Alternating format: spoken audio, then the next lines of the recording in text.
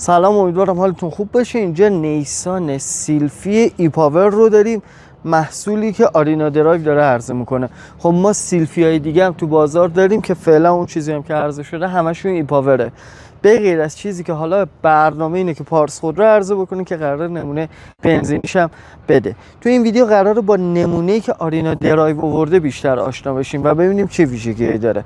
خب چیزی که هستش مدل 2025 اس رو توی وین نامبرش داره که میگه مدل 2025.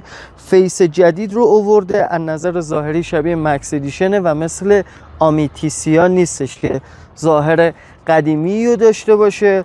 و اون چیزی که مشخصه فناوری LED چراغ‌ها رو داریم، رینگ های 17 اینچی رو داریم و در بخش جلو و عقب کلا محصولی هستش که مشابه از نظر ظاهری با تیپ مکس ادیشن. توی این ویدیو می‌خوایم بیشتر به مشخصات و امکانات رفاهی و ایناش بپردازیم و یه آرشیو کاملی داشته باشیم از تیپ‌های مختلف نیسان سیلفی که شما بتونید راحت‌تر انتخاب بکنید.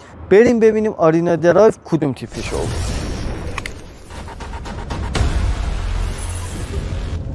سه تا حالت رانندگی داریم: استاندارد، اکو، اسپورت. الان روی حالت اسپورتیم، تهویه هم روشنه. تهویه توی ماشین هایبرید سری روی توان حرکتی آنچنان تاثیر خاصی رو نداره. پا رو میذاریم رو گاز و شروع حرکت اون واقعا خوبه و موتور بنزینی هم داره درست کارش رو انجام میده. عملکرد تهویهش بگم خوب و قابل قبوله. کلاسر دیجیتال، سنسور نور، فرمان کمکی برقی، تهویه اتوماتیک 2 کاناله اتوماتیک، شارژر وایرلس، تنظیم حالت رانندگی، دسته‌دنده الکتریکی، ترمز پارک برقی و اتو، نورپردازی در بخش جلو که توی کنسول مرکزی و دریچه تهویه و رو دریای جلو است. یک نمایشگر لمسی رو داریم. دوربین دنده عقب رو ما توی این ماشین داریم و اینجا هم دوربین ثبت وقایع رو میتونیم تصویرش رو ببینیم. صندلی رانندمون برقیه، سانروف برقی داریم، تریم داخلیمون چرم هستش، رودرمون سافتاچه، کیسه هوای پرده‌ای جانبی جلو و 2 تا روبرو داریم که البته بگم جای خالی یه سری چیزا احساس میشه. مثلا ما کروز کنترل نداریم یا آینه تاشو برقی نداریم. نسبت به مکس ادیشن کروز کنترل تطبیقی و سیستم های ایداس رو کم داریم و عملا شما میگیرید باید خودتون تو شبکه نمایندگی ها کروز کنترلش رو حداقل براتون فعال بکنید که از قابلیت های یه ماشین اتوماتیک بتونید بیشتر استفاده کنید. نیسان سیلفی ای پاور یه موتور 1.2 لیتری 3 سیلندر 12 سوپاپ داره، 72 اسب بخار. اما این توانه برای ما آنچنان مهم نیست چون این ماشین یه هایبرید سری به حساب میاد، یعنی متفاوته با یه ماشین مثل لوین هایبرید یا خیلی هایبریدهای دیگه که هم سری میتونن باشن هم موازی. موازی یعنی چی؟ یعنی موتور بنزینی در کنار موتور الکتریکی توان رو به چرخ‌ها انتقال بده، ولی این موتور بنزینیش فقط داره باتریامون رو شارژ میکنه و به چرخ وصل میشه. برای همین چیزی به اسم گیربکس و اینجور چیزا نداریم. همون سیستم انتقال قدرت تک سرعته داریم. یه موتور الکتریکی داریم که توان رو به چرخ‌های جلو میرسونه که 134 اسب بخار با 300 نیوتن متر تولید میکنه. شتاب 0 تا 100 مون در محدوده 9 تا 9.5 ثانیه است. مصرف سوخت بهینمون میتونه گاهن 3.9 لیتر به ازای هر 100 کیلومتر باشه، اما اعداد 4.2 لیتر به ازای هر 100 کیلومتر هم برای این ماشین اعلام میشه. تعلیق جلو مکفرسونه و در بخش عقب تعلیق نیمه مستقل. از نظر دید میتونیم بگیم دید خوبی رو داریم و جای خالی دوربین 360 درجه البته احساس میشه اگه اوایل باشه که بخواید با این ماشین رانندگی بکنید. سواری تقریبا نرمه، یعنی اون تعلیق نیمه مستقل بد عمل نمیکنه. فاصله محوری یه جوری هستش با اون رینگ 17 اینچی که ترکیب میشه سواری نرم و بی سر صدایی میده. البته که نمیتونیم توقع یه مولتی لینک هم ازش داشته باشیم.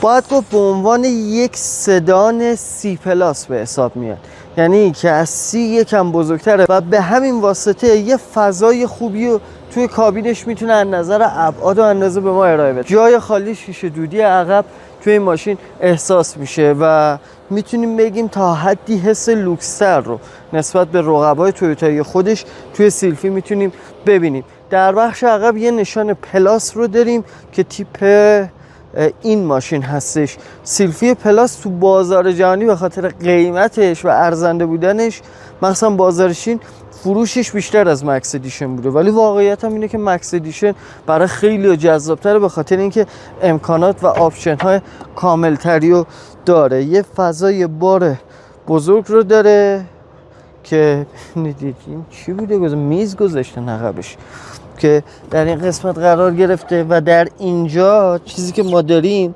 تایر زاپاس سرعت محدود رو توی یک سدان هایبریدی داریم میبینیم که میتونیم بگیم وجودش خوب و قابل قبول. در بخش عقب رودری هم سافت تاچ هستش، 4 تا شیشه اتو و اینجا علامت اتو رو که ژاپنی‌ها دوست دارن روش گذاشتن. زیرآرنجی راحت و بزرگی داریم، 2 تا کاپ هولدر داریم، دریچه تهویه برای سرنشینان عقب و خروجی تایپ سی برای شارژ موبایل رو داریم. نورپردازی که در بخش عقب ادامه پیدا نکرده. ابعاد صندلی و کلا هر تیپ سیلفی رو بگیرید خوب و مناسبه و همه تیپ‌های سیلفی فضای کابینشون کاربردی‌تر و بزرگتره نسبت به یه ماشین مثل تویوتا لوین هایبرید یا کرولا هایبرید. توی این ماشین فناوری ای پدال داریم. اصلا نیسان خیلی فناوری ای پدال رو دوست داره و روی ماشین‌های هایبرید و برقیش خیلی روی این فناوری تاکید میکنه.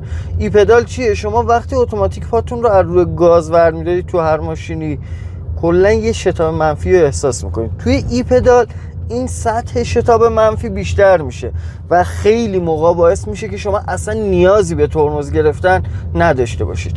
عملا میزان این که شما پاتون رو از پدال گاز ور میدارید تا حدی توی خیلی از سرعت‌ها میتونه دخیل باشه روی شتاب منفی که حس ترمز بهتون میده. این نکته رو بهتون بگم که وقتی موتور بنزینی وارد مدار میشه سطح صدایی که ازش میشنویم یه چیز معمولیه، نه خیلی زیاد و عجیب غریبه، نه اینکه بگیم حس کامل یه ماشین برقی رو داره به ما میده. یه هایبریدیه که از نظر رفتاری تا حد زیادی داره منطقی عمل میکنه. در پایان نظر شما در مورد نیسان سیلفی آرینا درایو چیه؟ به نظرتون گزینه جذابی است یا نه؟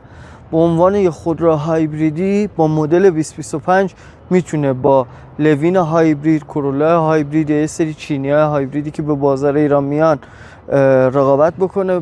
سطح کیفیت خوبی داره، ماشین واقعا پرفروشی تو بازارهای مختلف بوده، مخصوصا بازار چین، و فناوری اختصاصی نیسان رو برای سیستم خودروهای هایبریدی داره و ماشینی که تو بازار ایران هم جا افتاده. و حالا اینجا یه مزیتی داره آرینا درایو، اون شبکه خدمات پس از فروششه که همون گروه آریان خدماتش رو ارائه میکنه. نظرتون در مورد این ماشین چیه؟